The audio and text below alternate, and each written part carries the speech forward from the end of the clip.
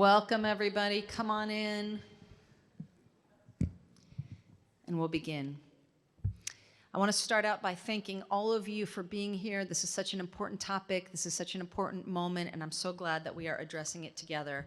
I want to take a moment to thank those who put this day together. They saw a need, they went immediately to work, and they put together an extraordinary day for us. So I would like to thank, first of all, Lisa Hofheimer, Leah Grossman, and Rabbi Michelle Masagia, who just jumped right in and put it together. If you are on their committee in any way, would you please rise so we can thank you? If you helped us put it together, thank you. If you are a speaker or a presenter, would you please rise so we can thank you? We have an incredible day. Thank you so much for being here. Thank you to Kenny, who's running sound, and to everybody who had something to do with putting this together. So whenever I work with conversion students, I bring the following passage to study in our final session. It's from the Talmud, Tractate Yevamot, and it says, the rabbis taught, when someone presents themselves for conversion, we say to that person, why do you wish to convert? Are you not aware that Israelites are despised, harassed, pressured, careworn, and persecuted? If they respond, I know, and I am unworthy, which is to say, I humbly choose to join the Jewish people nonetheless, we accept them at once. We instruct them in some of the minor mitzvot and some of the major ones, and inform them of the sin incurred through neglect of leket, shchicha, peah, and the poor tithe. I study that passage with Jews by choice because of what it tells us is required and what it does not tell us is required in order to convert. It gives the rabbi guiding the student great discretion. Teach the person some of the major commandments and some of the minor ones. You pick. You know Judaism well enough, which is pretty remarkable. Let's consider what is not on the list, what the Talmud does not tell us somebody needs to know to become a Jew. God, Shabbat, Pesach, Kashrut. I assume that it is presumed that those will be part of the person's education, but it's not specified. And what is specified? 4 mitzvot that I won't go into right now, but they have to do with taking care of the poor and the downtrodden, feeding the hungry, visiting the sick, taking care of those in need. I teach this passage to conversion students because our tradition is clear. You cannot become a Jew unless you understand that our most fundamental goal in this world is to improve the human condition. That is why we do all that we do. But before we get to that topic, we ask the potential convert one very difficult question. Are you not aware that Israelites are despised, harassed, pressured, careworn, and persecuted? In other words, do you understand, before you make this decision, do you understand that it will not make your life easier to become a Jew? Your standing in the world will not improve. In fact, you'll be hated. You will be subject to anti-Semitism. How devastating to realize that this fact has been consistent since the 2,000 years ago when the Talmud was developed.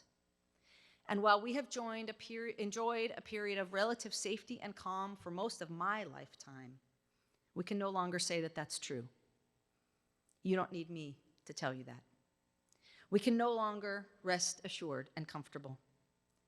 Anti-Semitic acts were seriously on the rise before October 7th, and now we find ourselves in a different world entirely, which strikes fear in our hearts. I'm not an alarmist.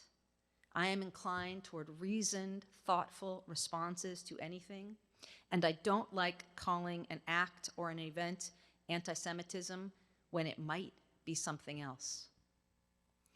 But we Jews know something really difficult. We know it in ourselves.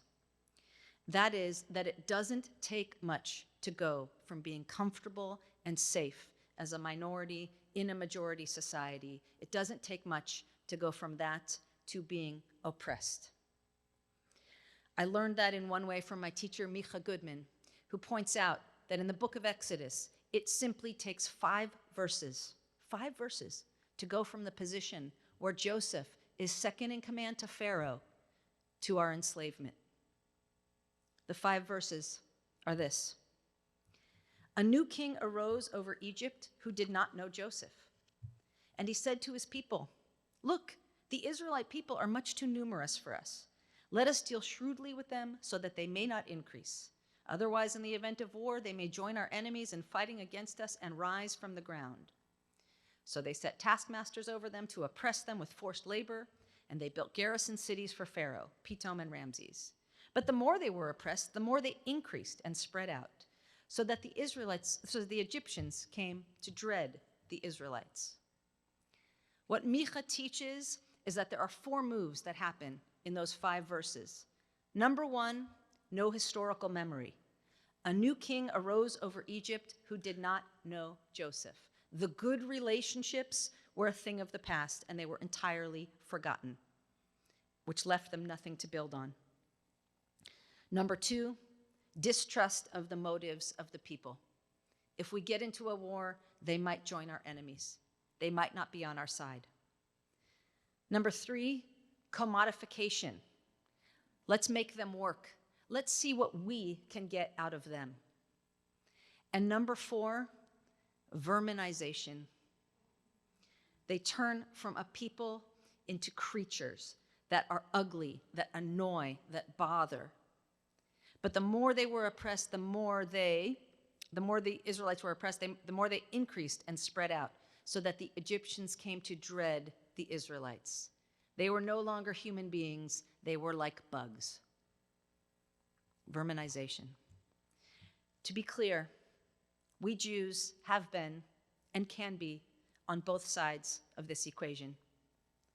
When we say, for example, that there is no distinction between the atrocious acts of Hamas on October 7th and the will of the Palestinian people as a whole, we are guilty of dehumanization and verminization.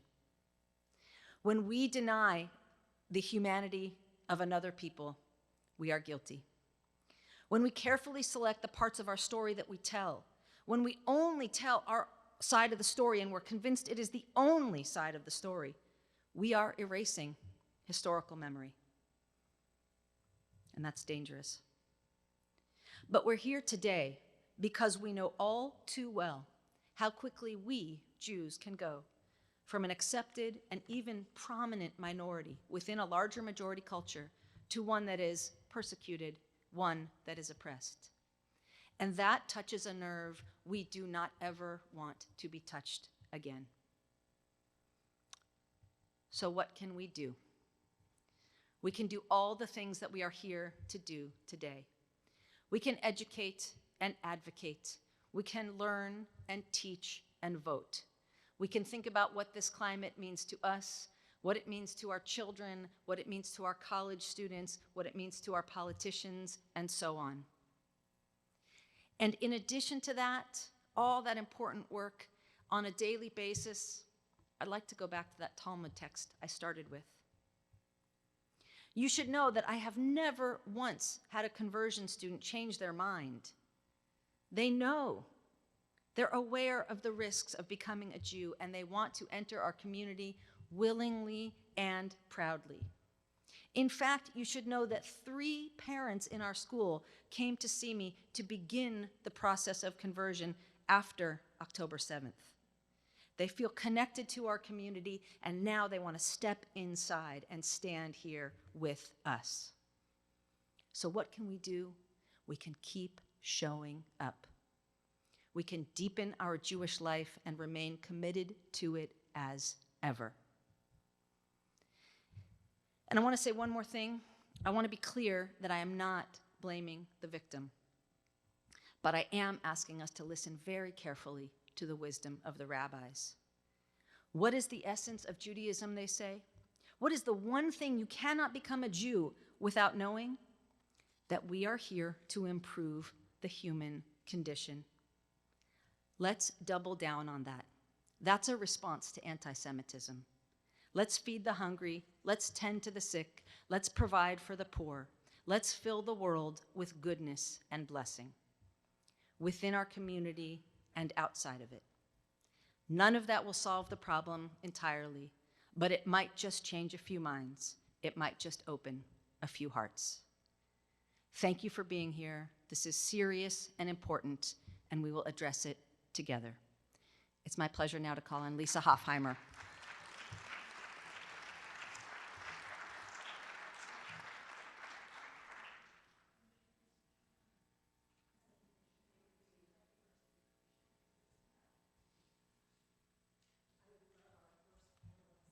First panelist, come on up if you would.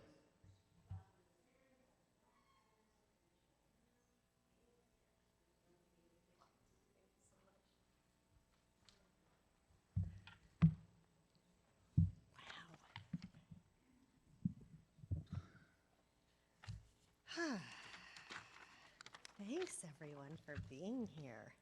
Wow, we have a good crowd on a rainy Sunday morning. Thank you. As you all know, I'm Lisa Hofheimer, and I've been a member of Temple Israel of Hollywood for 23 years now. And over the last 18, I've had the honor of working with two incredible women, both philanthropists, one of who is a member here, Monica Rosenthal, and one who lives in Australia. Her name is Lee Lieberman. And they've both dedicated their life to countering hate, bias, and prejudice, and that's where I sort of came to this work, and that's what sort of brings me to this stage right now. And so when a group of us at TIOH came together right after October 7th, we knew we needed to, meet the moment, and so we decided to organize a day at TIOH to learn about anti-Semitism and more its contemporary manifestations. And first I want to, Rabbi Michelle already did this, but Rabbi Mari already did this, but I want to thank our committee so much for being here and for helping us, and to the many colleagues and friends and Temple members who provided so much advice and guidance to me along the way for putting this together. I really appreciate it. Since October 7th, I guess my starkest observation is just how much we've lost the art of nuance in understanding complex events, having thoughtful conversations, and in being activists. There are those who we've seen who are so determined to be right that they announce the very idea of suffering on all sides. So in my spare time, which is not a lot, my husband's giving me cues. In my spare time, I've tried to dive into these complexities. And collaborating with a local activist group, Hodge, which some of you are here today, yay, we've been meeting to discuss Israeli and Palestinian history and how we arrived at this moment. We've met every other week since October 7th, and not so coincidentally, we just finished reading The Israeli-Palestinian Conflict, what everyone needs to know, Dr. Dov Waxman's highly regarded book. I have the honor of serving on the board of the Eunice and Soraya Nazarian Center for Israel Studies at UCLA, where Dov is the director. The Nazarian Center was established in 2010, becoming the first academic center on the West Coast focused on promoting the study of modern Israel. Since the center's founding, it has become one of the preeminent Israel studies centers in the United States, if not the world. Thank you, thank you. And there's no one I'd rather hear Dov speak with than his colleague, Dr. Sharon Nazarian, my friend, founder and board chair of the Nazarian Center. As an Iranian American who immigrated to the US at the age of 10 from the Islamic Republic of Iran, Due to Islamist extremism and anti-Semitism, her perspective is invaluable. And here to help them unravel these complexities is Joanna Mendelson, the Senior VP of Community Engagement at the Jewish Federation Los Angeles, and a distinguished expert who has dedicated over 2 years to over 2 decades to combating extremism. During her tenure at the ADL, Joanna served as the Associate Director for the Center on Extremism. She's trained over 12,000 law enforcement officers and officials nationwide, and her expertise has been pivotal in thwarting potential extremist attacks against vulnerable communities. Joanna is a sought-after speaker for major media outlets, including CNN, the BBC, CBS, the Los Angeles Times, and the New York Times.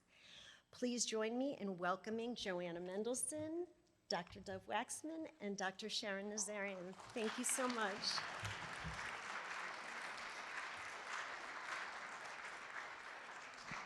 Thank you, Lisa. Oh, it works. Okay.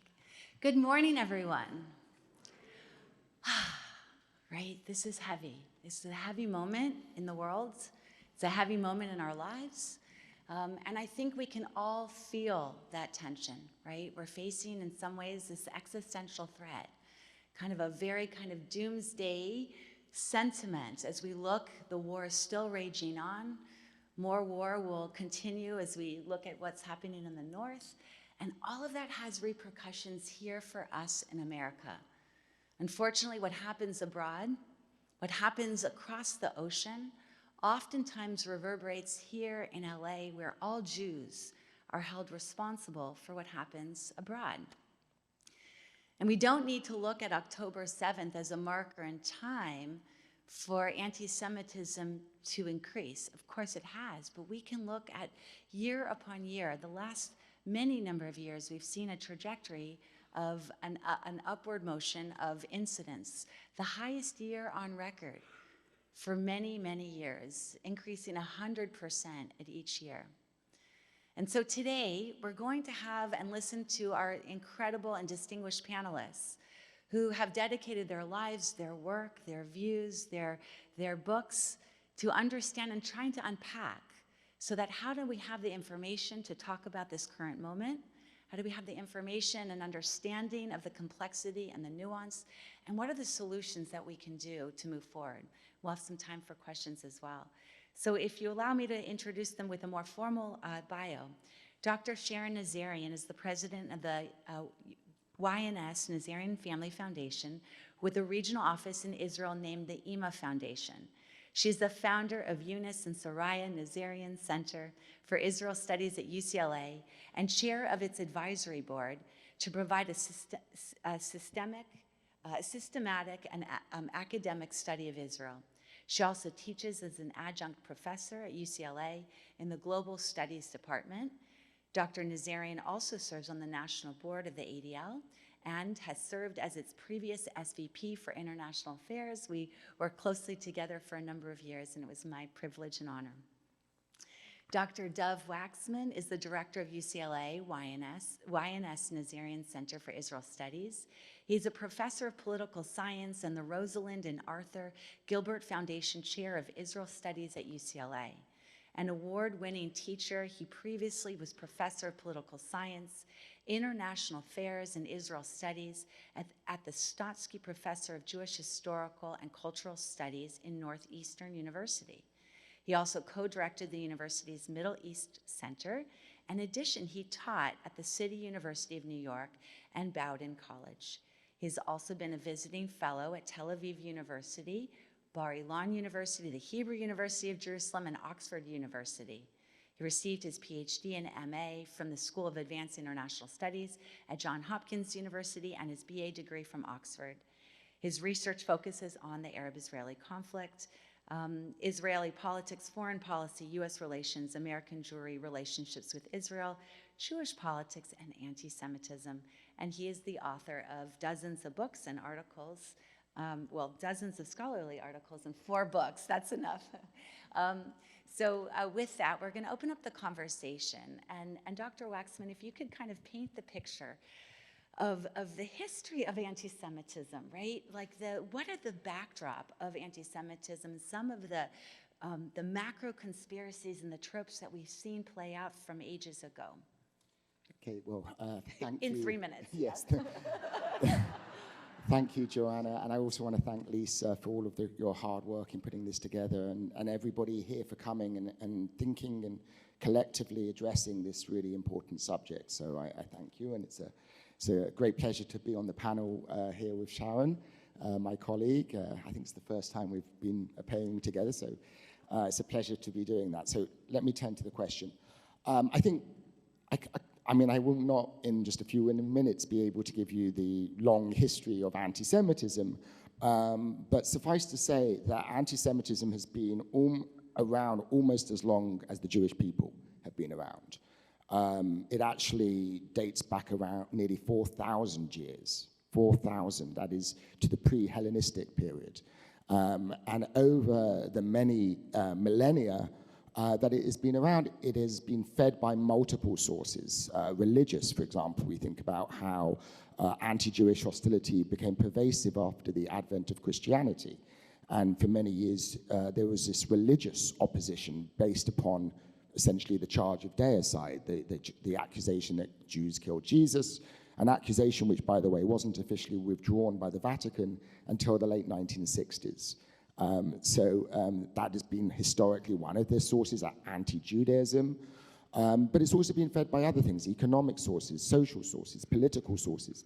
The point to recognize about anti-Semitism is, one, it has been extremely resilient. It is an enduring, it is sometimes described as the oldest hatred.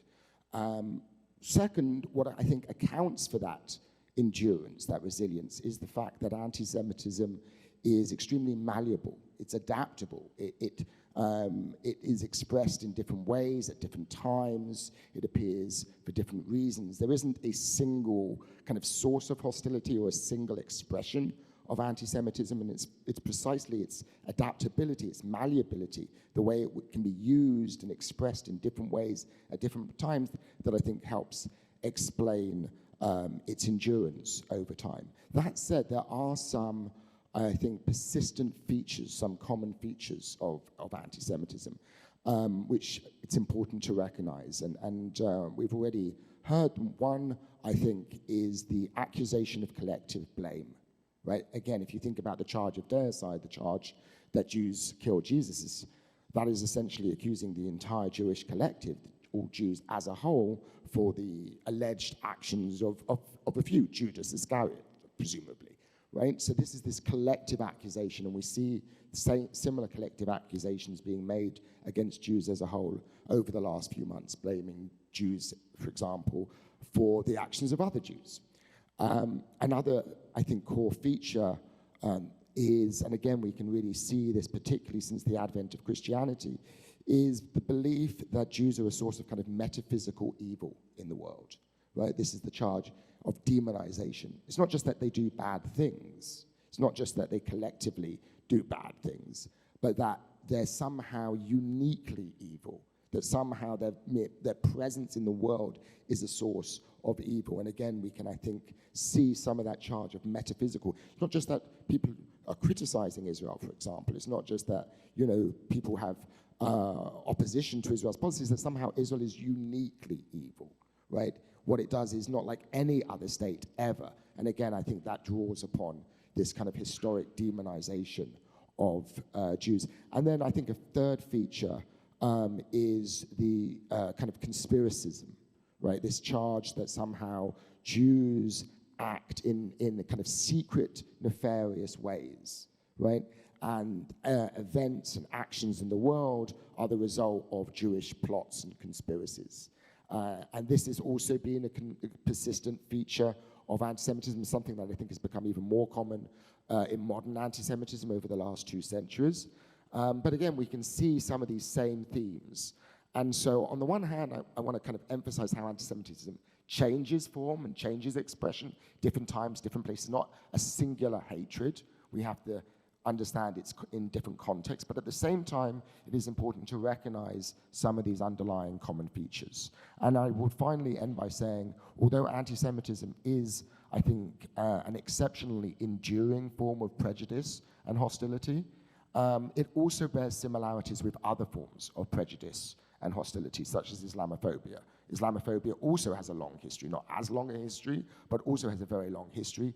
And in many ways, there are connections and similarities between the way in which Islamophobia has been expressed and anti-Semitism. So for many years, of course, Jews were Christian Europe's internal other, while Muslims were Christian Europe's external other. And some of the same kind of discourses and features appear in both Islamophobia and anti-Semitism. So we need to understand both the singularity, what makes anti-Semitism distinctive, as well as the similarities in order to really understand anti-Semitism.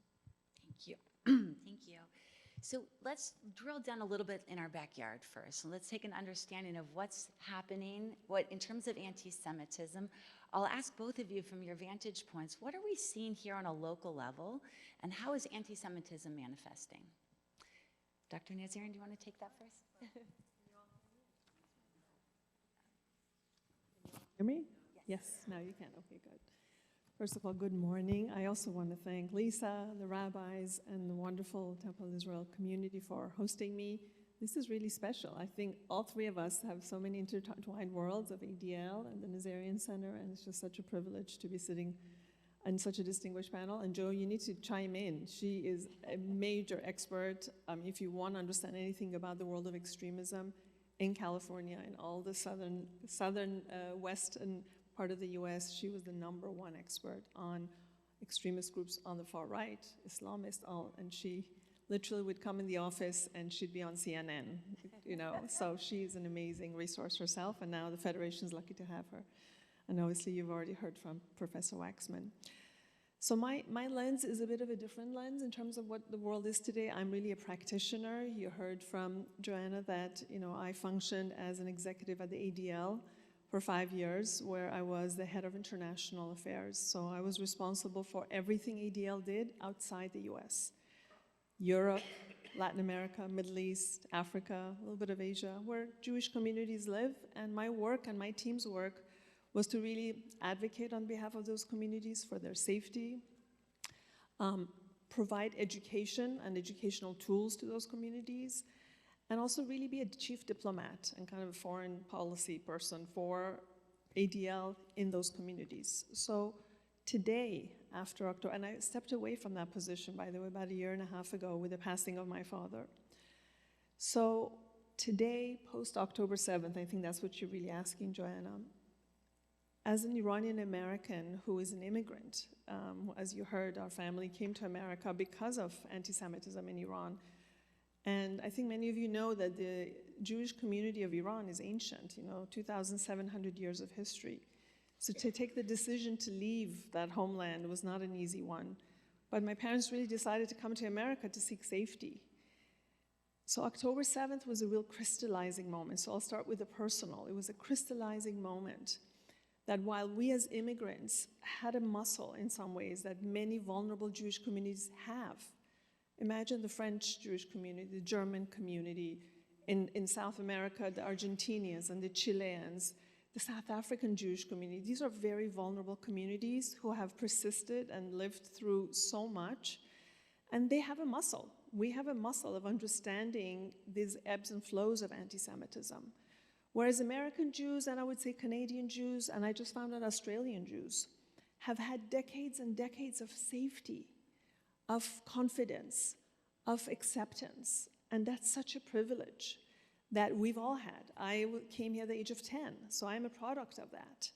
Maybe in my DNA, we talk about these generational DNA that was passed on from one generation to another. Maybe I have that because of my parents and grandparents and forefathers persisted in Iran and survived in Iran. So I have that in my DNA, but as a conscious adult, I have the same safety and expectation of safety that most of you have. So October 7th shifted all of that for us. And I can tell you I have 3 children who are adults, and they called me and they said, Mom, on October 8th, we realized that we had heard all the stories of anti-Semitism in Iran that affected you and our grandparents and others. We understood what life in Iran was like for a minority Jewish community in a Muslim Jewish society. But it was all intellectual. It was one that was like up here. And on October 8th, it became here. It was one that we felt the fear, we felt the insecurity, and especially the weeks after. And what we saw in capitals around the world, and here in LA. I mean, a man was killed, if you all remember, in Los Angeles a few weeks after October 7th, physically killed.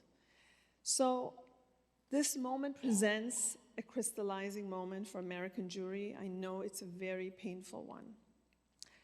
But I think we have to know that all of our DNAs persists of DNA genes that is about survival.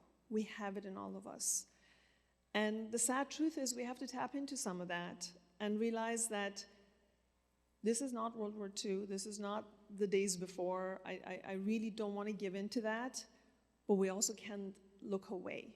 We cannot feel that we can sit back and say everything will be all right. And so what is happening in Los Angeles on our campuses is a microcosm of what we see across the country. What we're seeing on some of the shops and some of the, look, your synagogue is beautifully named Temple Israel. If this synagogue was in a European capital today, it would be attacked because you have the name Israel on your synagogue. Now, you don't need Israel. Many synagogues are being, swastikas are being drawn, glasses are being broken across European cities.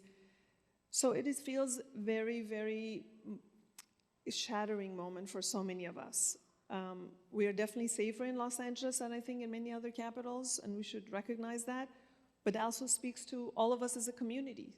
The expectations that we've put on our society, on our government, on our police force, on our leaders to know that they have a responsibility to keep us safe, whether it's the UCLA chancellor, or whether it's our mayor, or whether it's our governor, or our law enforcement. So the work that Joe has done for 2 decades in building relationships with LAPD, with FBI, with all the local law enforcement, that helps and that shows up in this moment to make sure that we stay safe. So I have both positive and negative, but I think the best words I can use is that crystallization of this moment for all of us.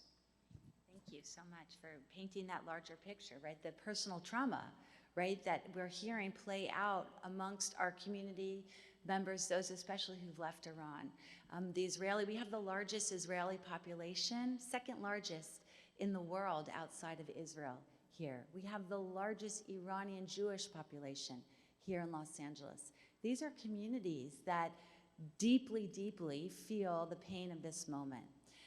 So Dr. Waxman, could you go a little bit more on the local side, right? What are you seeing from your vantage point on kind of pre-October 7th as well as post-October 7th?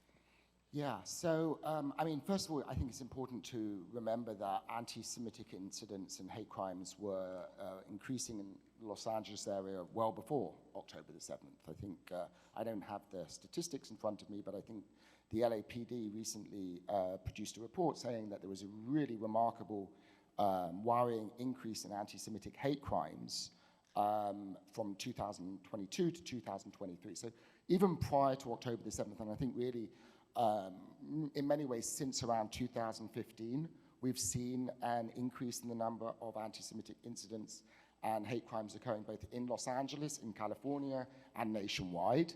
And many of those hate crimes prior to October the 7th were committed by, not all, but many were committed by far-right extremists, white nationalists. In Los Angeles, for example, the Goyim Defense League, a kind of white nationalist propaganda group, was very active. I myself, one morning, received an anti-Semitic flyer on my doorstep. You may remember that they put out a banner on the 405 freeway. So locally, on a local level, many of those anti-Semitic incidents before October the 7th were being perpetrated by members of the far right. Since October the 7th, we've seen anti-Semitic incidents being perpetrated by people who would probably more likely identify as belonging to the far left, right? So we've seen this increase in anti-Semitic incidents coming from people who identify as anti-Zionists or as members of the far left. With one example, it's already been mentioned, obviously, was the tragic death of a Jewish man protesting, demonstrating. There was the home, a Jewish family's home that was broken into by somebody shouting "Free Palestine," trying to kill them, which is absolutely terrifying. Cantor's Deli was defaced with graffiti. I mean, there's numerous incidents, and these are not by any means exceptional. I think it is important, though, while I think it's right that we should be alarmed about this increase, and we're seeing it, as I said, not just nationwide, but also around the world, it is also important to recognize that the LAPD, the state government, the national government are on our side, right? I mean, this is an important distinction. We are not facing this surge of anti-Semitism alone. It may feel like it, and I understand because of our history as a historically oppressed minority, deeply traumatized by centuries of oppression, why we often feel existentially alone. But I think it is important to recognize that we're not facing this threat alone, that we have a government on the state, on a local level, on a state level, and on a national level that is actually committed to addressing anti-Semitism, not inflaming and promoting anti-Semitism as some regimes have done historically. So that's one thing. And I think the other thing to recognize about the surge of anti-Semitic hate crimes and incidents is that it's also not occurring in isolation. That has been occurring in tandem with hate crimes against other groups. So there's also been a surge of Islamophobic incidents and hate crimes over the last few months. And over the last few years, there's been a surge of hate crimes and incidents against African Americans, Asian Americans, against many immigrants. So this is an epidemic of hate, if you like, of which Jews are being targeted, but not being solely targeted. So in that sense, we also have to realize not only are we not alone in facing this, we're not the only ones facing this today. I want to underscore that point, I think, because it's very easy for us to fall into the trap of feeling doomsday or feeling this moment and the weight of the moment. But just as Dr. Nazarian and Dr. Waxman pointed out, we have these incredible leaders who are standing with us, who are speaking out. We're leading a federation. We're taking 15 assembly members and senators to Israel in 2 weeks. They want to go and bear witness and see what's happening.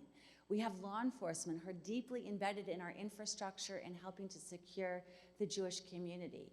And at the Federation, we have Community Security Initiative that oversees about 600 Jewish institution safety and security.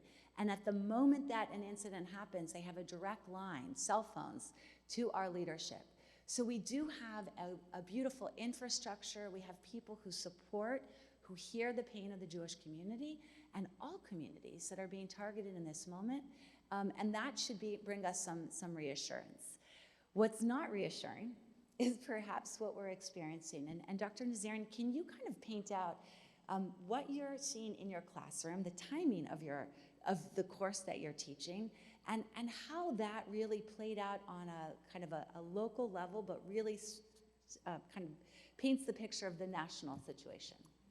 So after leaving ADL, I realized that I had all these skills, I had all this knowledge, and having been away from the classroom for almost a decade, I said, I think I'd like to bring this into the classroom and pilot a brand new class that I designed on global anti-Semitism.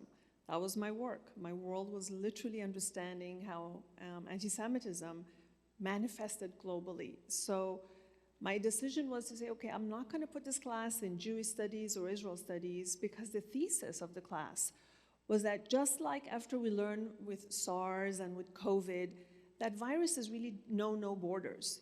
Boundaries and borders, viruses just go through them, and there's no understanding of, okay, this is an American virus, or it's a French virus. My thesis was that anti-Semitism kind of works in the same way, and we need to look at it globally. So I said, I'm going to place this class in the Global Studies department, because those students, the lens through which to look at the world is a global lens. And I designed the course. It was a very practical course where I literally, lecture by lecture, these were all senior students. It was a senior seminar. And I literally went around the world. It was a very data-driven course. I used both anti-Semitic incident data, survey data, research projects, and research reports. And the first day of the class was October 4th. No way could any of us have known that this class that was specifically looking at anti-Semitism and how Jewish communities around the world are held responsible for what happens in the Middle East. That was one of the points, to show when something happens in the Middle East, what happens to the Jewish community of London, what happens to the Jewish community of Paris, and how they are targeted, attacked, and I used case studies, kind of watershed case study moments. Like if you remember in Yom Kippur in 2021, the Halle synagogue in Germany was attacked by far-right extremists, with a specific intent to kill Jews. Thankfully, or sadly, I would say, he couldn't get through the door. The synagogue, the people inside the synagogue were safe, so he turned around, went outside, and there were some businesses who were Turkish food vendors, and a couple were killed, unfortunately. So he hated all others, not just Jews, but the target was Jews. So these were kind of the case studies that I used. October 4th was before. Dove came into my class on the lecture after, because I was testifying in a court trial in Iceland for ADL. And so the lecture after October 7th, Dove filled in for me and talked about kind of the cultural basis, definitions of anti-Semitism. So by the time I got back to my classroom from Iceland, Israel has still not entered Gaza. And I kept to my syllabus, and I did point to my students that I hope you're looking and watching carefully. If you all remember, those were the times where there were the huge mass protests in London. Do you remember? Hundreds of thousands, many pro-Hamas voices in there, pro-ISIS flags, definitely anti-Israel. I mean, again, this was still, Israel had not even entered Gaza yet. So the classroom, we continued with our normal schedule, but I asked students to pay attention and don't rely on social media. I said, please use traditional, verified news sources. You can pick them, but be careful. By the time Israel went into Gaza, in what I call in defending itself against one of the greatest attacks on Israeli soil and killing the largest number of Jews in one day since the Holocaust, the whole oxygen of the room changed. The tenor of the classroom changed. And by the end of the class, I reached about 5 conclusions. And now remember, the classroom was very diverse. These were some students who had had some background in Israel-Palestinian conflict. They had taken Professor Waxman's class, so they had some context. Many didn't. And they came from very, very diverse, both personal backgrounds and also academic backgrounds. By the end of the class, I noticed that, first of all, I was questioned, and my role as a professor was questioned. So the thesis of the class was showing Jewish victimhood. That's what it is. Like, I literally went around the world and said, look at how Jews are held responsible or attacked, their safety is questioned when things happen around the world. And very quickly it became clear to me that for my students, the notion of Palestinian victimhood, and remember now, Palestinian innocent civilians were being killed as Israel went into Gaza. The idea of holding the idea of Palestinian victimhood and Jewish victimhood at the same time was almost impossible. It had to be a binary thing. It could either be you're the aggressor or you're the victim. And you cannot have 2 victims. You can't be Jewish victim and Palestinian victim at the same time. It was almost intolerable for them. Secondly, there was a lot of dogma in the way they engaged with me. When I was covering Middle East and North Africa, I put up one slide where I showed the Jewish communities of the Middle East and North Africa, many of which, Egypt, Iraq, Syria, those communities have completely evaporated. These were rich, deeply rich, ancient communities where, in Egypt there are 3 Jews left. So I put a slide with literally the numbers of the population, where they were at their height and where they are today. And I said, you know what? In actual clear definition of ethnic cleansing, this is ethnic cleansing. And the students, having only been exposed to that term in relation to Israel as being an ethnic cleansing apartheid government, it was very hard for them to accept that. It was very hard for them to see the act, by definition, of ethnic cleansing that had taken place in the Middle East and my community. I mean, Iran was, 100,000 rich Jews there. Now, probably if we're lucky, 5,000, and they're going to die out because there's no real future for Jews in Iran. So, and then I would say lastly, the administration at UCLA, I would characterize at best wanting to diffuse, wanting to not cause more problem, given the national attention and spotlight on campuses. There have been so many problems in UCLA as well, where you had student groups like Students for Justice in Palestine and others essentially not only be pro-Palestinian, but celebrate October 7th and celebrate Hamas. The administrators would continually counsel me to be accommodating to students, to allow them to share, like not show up to your class. And I said, but why am I mean, like 20% of the grade was attendance. And some students said, we don't want to come to your class anymore because we don't like your narrative. And the administrator said, let's find another way to accommodate them so they don't get penalized. I said, that is not okay. The fact that my thesis for this class challenges their worldview, that's the whole point of education. Isn't that why we come to university? And essentially, their advice to me was, don't inflame, try to find another way around it. So I would say administrators at best are trying to understand that this is a real moment. At worst, they are bad actors, and they're trying to really diffuse some voices, and I would say it happens on both sides, but they were not supporting me as a faculty who was trying to teach a very specific culture. So the classroom experience was challenging. I'll say one last thing. We all read about all the donors at Harvard and others said, we're gonna cut our donations to your universities. I don't think that's the right way to do it. My advice, actually, as someone who built a center at UCLA that I'm so proud of, our family is so proud of, and Dov being there, our center being there, is part of the solution. He's there day in and day out educating about Israel. So my advice is repurpose your dollars. Before Jews would, endow chairs in, history and in the arts and in so many wonderful arenas, which we should. But there's nothing on anti-Semitism on campus. There's very little. Repurpose your dollars.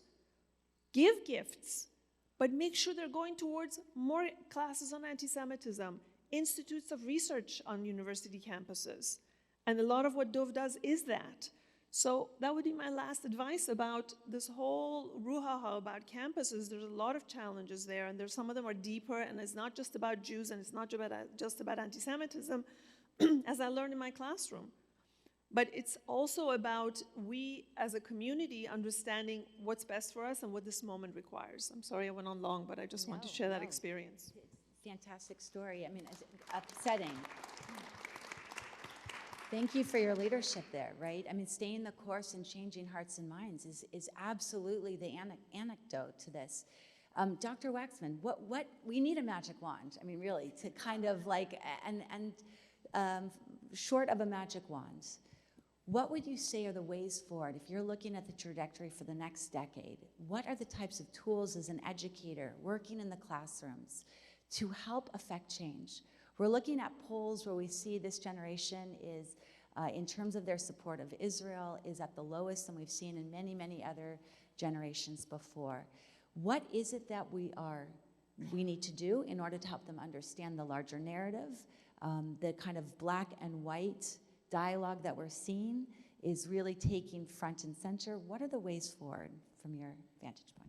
Thank you. Well, I would just echo a lot of what Sharon was saying. Obviously, I'm an educator, so that is my kind of faith. I'm a big believer in the power of that. I think it is important to recognize that, especially when it comes to young people, that a lot of it is ignorance, and ignorance that's sometimes fueled by the consumption of social media, dogmatism, as Sharon was saying. So, but I think we have to start with the recognition that people aren't necessarily wanting to be anti-Semitic, right? That oftentimes they really don't know. They really aren't aware of the history of anti-Semitism. They really don't know what is an anti-Semitic trope or not. They may not know much about Israel, and they certainly don't know much about Jewish history or about anti-Semitism.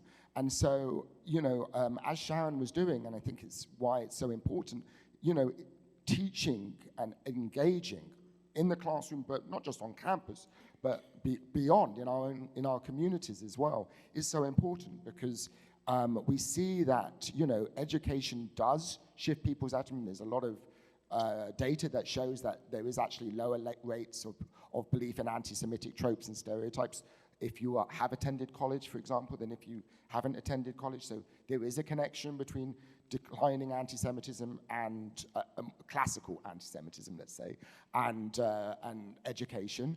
And so I think that's one thing. It's not a panacea, because we also see on college campuses that there is anti-Semitism that doesn't just come in the form of kind of the classical anti-Semitic tropes.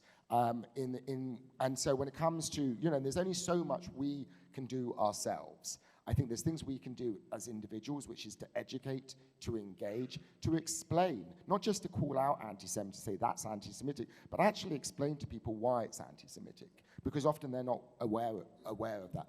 In order to do that effectively, we have to educate ourselves about anti-Semitism. I mean, it is, it is shocking how much ignorance there is, not only among non-Jews, but even among many Jews themselves about what anti-Semitism is. Often we've learned about the Holocaust, but that's it. We don't actually learn much beyond the Holocaust in terms of the history of anti-Semitism. So I think education is important. I think we also have to be able to get a good sense of the severity of the problem. So data is essential. The ADL is obviously very important in that, but we also need to push law enforcement agencies, the FBI, et cetera, collect data.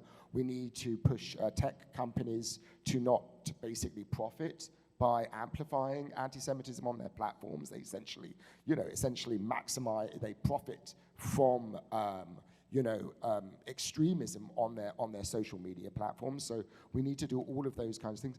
And we also need to recognize, as Sharon alluded to earlier, that when there's escalations of violence between Israel and the Palestinians, that tends to reverberate around the world. I originally come from the UK, and in Europe we've seen that connection between escalations of Israeli-Palestinian violence and anti-Semitic incidents, is particularly really dating back to the Second Intifada. This is a newer development in the United States, but there is a clear correlation. And that also reminds us of the need to actually do something to help stop the violence, right? And to make sure that we and Israel can live at peace with the Palestinians and in the wider region, and that will also contribute to our security and safety. So there's things we can do on a local level, on an interpersonal level, nationally. Nationally, I think there is action being taken, and I'm encouraged by the Biden administration's national strategy. Internationally, putting pressure on technology companies, for example, around the world, and also encouraging and supporting the peace between Israel and the Palestinians.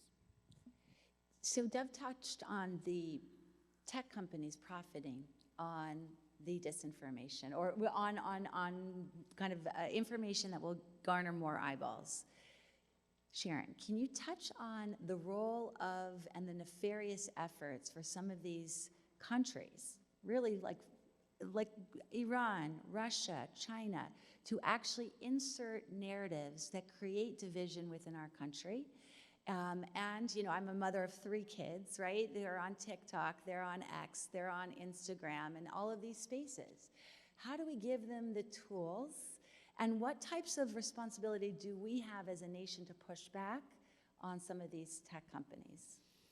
I think that is probably the most challenging piece of this puzzle. It's really the digital world. I think the physical world, we feel, it's palpable. We have solutions, we have resources.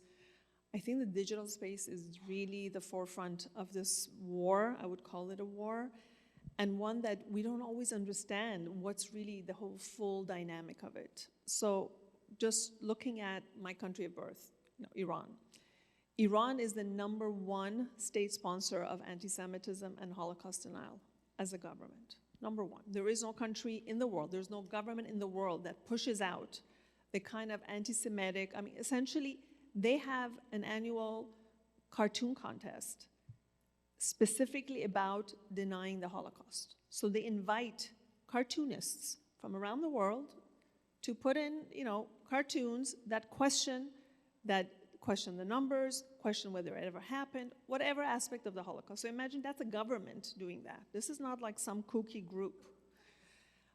Iran has massive online media outlets. In English language, it's called Press TV. You can all look it up. Spewing anti-American, anti-Western, anti-Semitic, Holocaust-denying hate in the whole English world. It has one in Spanish called Hispan TV that does the same thing across the Spanish world. So remember, imagine one government, the reach of that country, not only in oppressing its own people. Many of you are familiar with the Women Life Freedom Movement, what this regime has done to its own women, its own opposition groups. So that's domestically. You understand what this regime is doing regionally. We all learned of October 7th and Hamas's ability to commit the atrocities that it did was enabled by the Iranian regime, financially, militarily, and otherwise. Look at the rest of the region. Look at Iraq. Look at Syria. Look at Yemen. So one government is causing havoc locally to its own people, regionally to its neighbors, and with the destruction of Israel being there in its charter and its mission from day one of the Islamic Republic, and then internationally. When I travel to London as an Iranian American to testify in the UK Parliament, I have to get a bodyguard, literally, because I do not trust the Iranian regime, which has a very clear history of abducting opposition people, of murdering opposition voices. So this is just one country whose mission is to sow discord in American societies and cities, and to make sure that the idea of Western liberal democracies are just demolished. Now, add on top of that, the Russian government. You're all very clear about Putin and what his intentions are. And add on top of that, China and President Xi.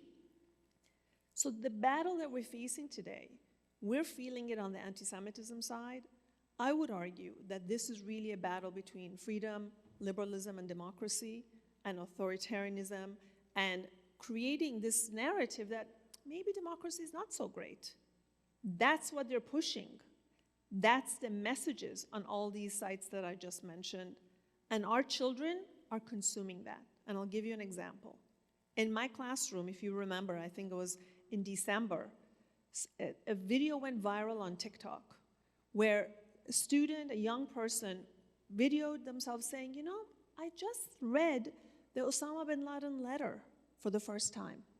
Do you all remember that when that went viral? And you know what? I kind of get it. I understand that he didn't just wake up one morning and say, I'm going to put planes through the Twin Towers, but there was real context to his grievances, to criticizing American policy of how we're upholding authoritarian regimes and colonial structures. This video went viral, where others made the same video. Oh, I read it too. I kind of get it. I understand. In my classroom, Joe, it was that week that this went viral, and my lecture was about digital hate, online hate. I'm discussing it. I'm showing all the tools, all the threats. And I kind of brought that up as an example. I said, by the way, did you all see this? I kind of did it as can you believe it kind of a thing. My student put up her hand, and she said, you know what? I read it, and I get it now. And it gave me a lot of context that I was lacking, that I was never told. And then I said, okay, I get that.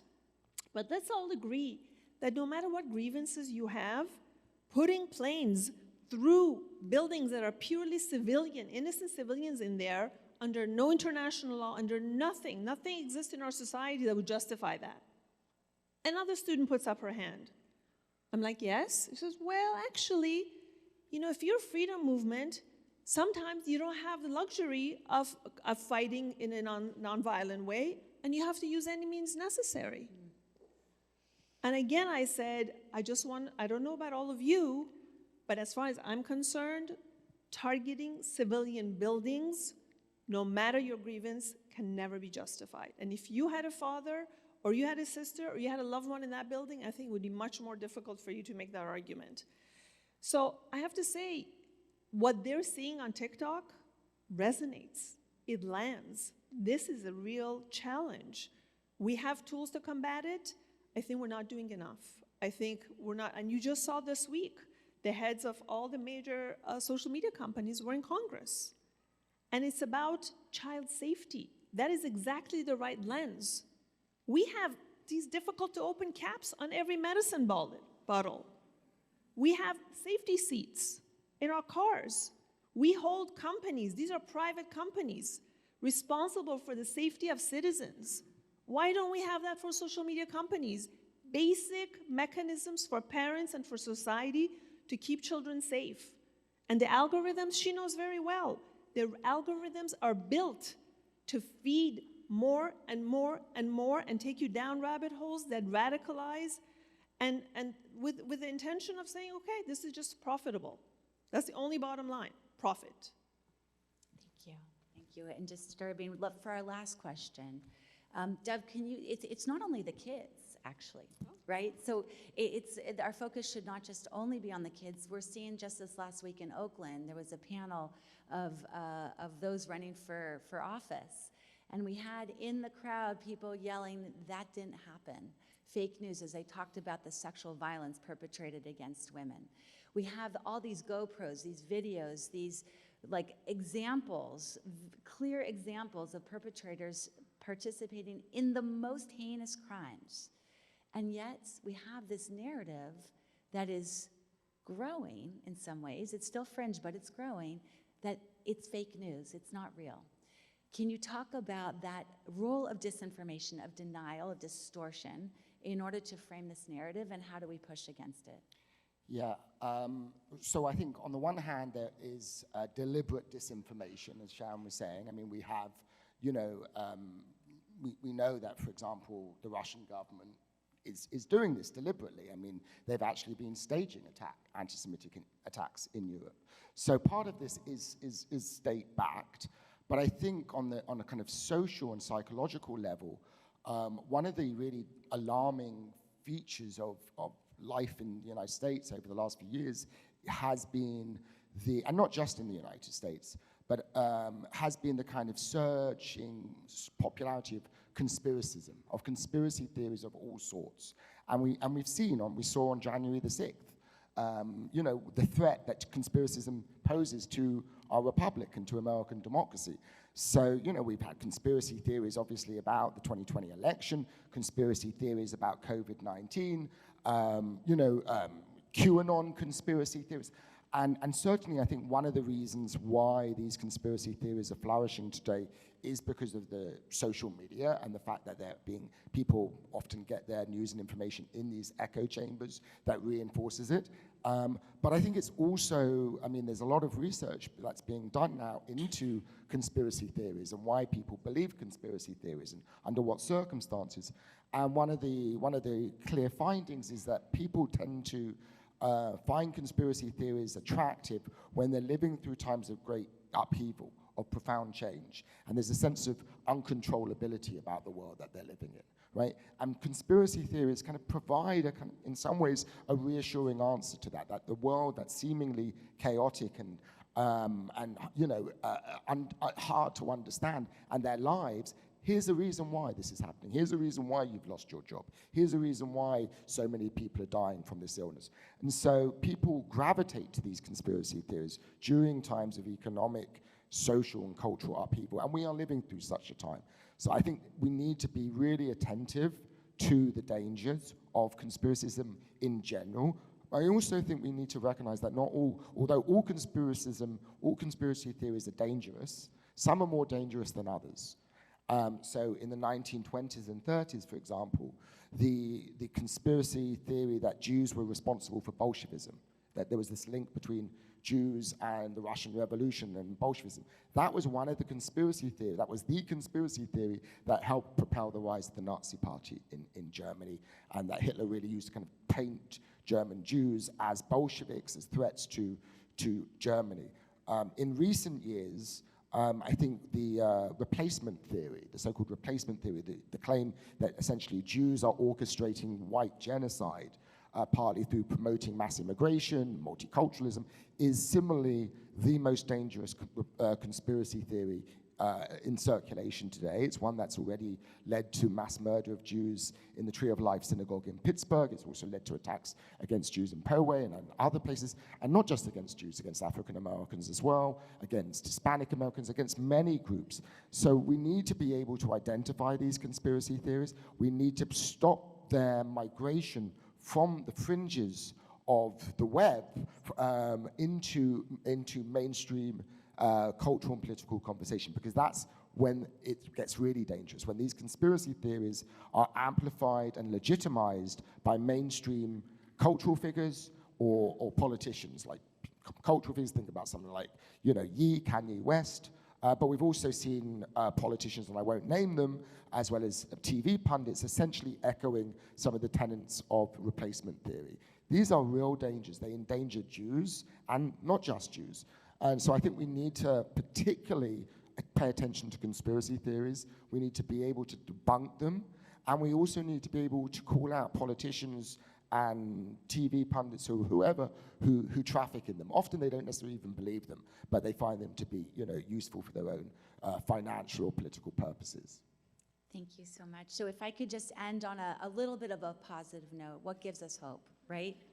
God, my challenge is ahead of me here, right? So how do we take all of this? This is really heavy, right? How do we take all of this and mobilize? And how do we actually affect change? How do we move the needle? And I think each of our panelists are doing that, and we are super, super grateful for their leadership. I want to tell you this coming Wednesday, the Federation is bringing together heads of schools, superintendents, over 120 leaders in our community for a briefing, for a conference on how to address anti-Semitism in their school, how to make the Jewish students feel supported in this moment, how to understand all of these issues between the Arab-Israeli conflict to DEI, diversity, equity, and inclusion, and where's that Jewish voice in that, and how does that matter? And then before that we brought all the provosts together, partnering with USC, and brought leadership to understand how to address this on their campuses. There is so much work ahead, but we have to continue to convene, continue to lean in, continue to educate, continue to lobby and legislate and testify, and all of you are part of that solution. And so thank you for being here today. Thank you to our esteemed panelists for giving such a beautiful understanding.